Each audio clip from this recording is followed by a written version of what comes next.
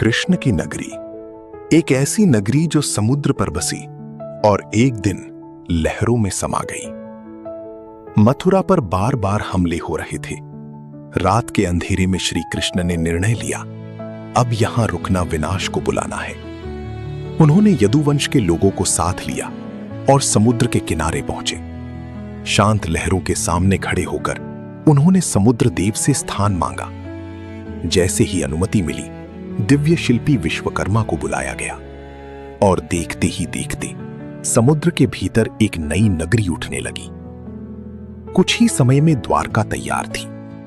लहरों के बीच चमकता हुआ शहर, चारों ओर समुद्र, ऊंचे द्वार, चौड़ी सड़कें, सोने और रत्नों से सजे महल। रात होती तो पूरा शहर ऐसे जगमगाता जैसे आसमान के तारे धरती पर उतर आए हों। लोग सुरक्षित थे, खुश थे, जीवन शांत था। बाजारों में चहल पहल, महलों में उत्सव और हर ओर समृद्धि ही समृद्धि थी। लेकिन धीरे धीरे समय बदलने लगा। यदुवंश के वीरों के बीच अहंकार बढ़ने लगा।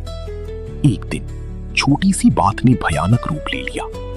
अपने ही लोग एक दूसरे के सामने खड़े हो गए।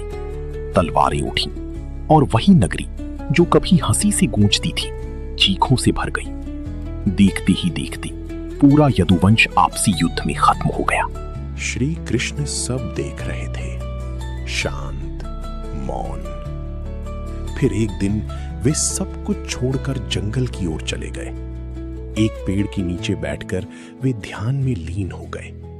तभी दूर से एक शिकारी ने उनके पैर को हिरण समझकर तीर चला दिया। तीर लगते ही सब शांत हो गया। लेकिन कृष्ण मुस्कुराए। उन्होंने उस शिकारी को क्षमा किया और धीरे धीरे अपने शरीर का त्याग कर दिया।